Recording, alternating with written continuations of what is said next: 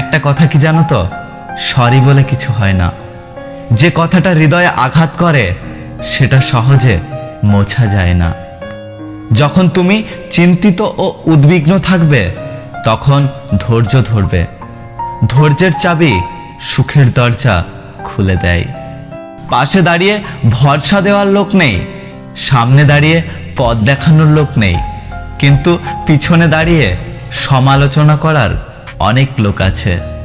যত বড় হবে ততই বুঝতে পারবে পৃথিবীতে প্রয়োজন ছাড়া কেউ আপন হয় না।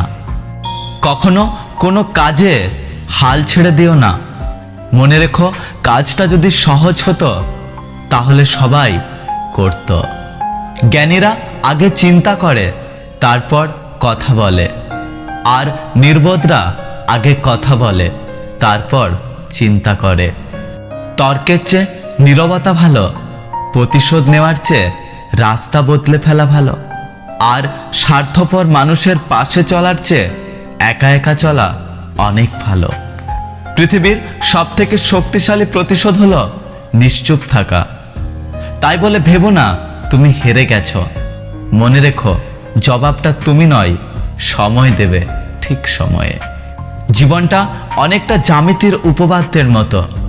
চিত্র দেখলে মনে হয় খুব সহজ, কিন্তু প্রমাণ করতে গেলেই বোঝা যায় কতটা কঠিন।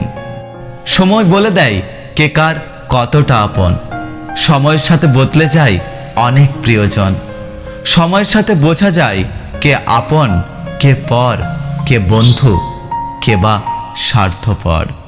কয়লাকে শতবার ধুলেও তার ময়লা যায় না, তেমনি মানুষ বহু শিক্ষিত হলেও তার স্বভাব বদলায় না। জীবনে কাউকে পাওয়ার পর যদি আরো ভালো কাউকে পাওয়ার আশা করো, তাহলে একদিন দেখবে জীবনের সবচেয়ে মূল্যবান কাউকে তুমি হারিয়ে ফেলেছ। ভাগ্য আর কত কাঁদাবে? একদিন ভাগ্য ক্লান্ত হয়ে বলবে, যা, তোকে মুক্তি দিলাম। জীবন কি? জীবন আর ভালোবাসা বুঝতে আপনাকে 3টি স্থানে যেতে হবে। 1, হাসপাতাল। 2, কবরস্থান বা শ্মশান। 3, কারাগার। হাসপাতালে গেলে আপনি বুঝতে পারবেন সুস্থতা ছাড়া আর কিছুই সুন্দর নয়। কারাগারে গেলে আপনি দেখতে পাবেন স্বাধীনতাই সবচেয়ে মূল্যবান জিনিস। কবরস্থান বা শ্মশানে গেলে আপনি বুঝতে পারবেন জীবনের কোনো মূল্য নেই। আমরা আজ যে মাটিতে হাঁটছি, আগামীকাল সেই মাটি আমাদের ছাদ হবে। দুঃখজনক সত্য, আমরা কিছু নিয়ে আসি না, আবার কিছু নিয়ে যেতেও পারবো না। আয়না হলো মানুষের প্রকৃত বন্ধু। যার সামনে হাসলে সেও হাসে, কাঁদলে সেও কাঁদে, কিন্তু আঘাত করলে সে আঘাত করে না, বরং নিজেই ভেঙে যায়।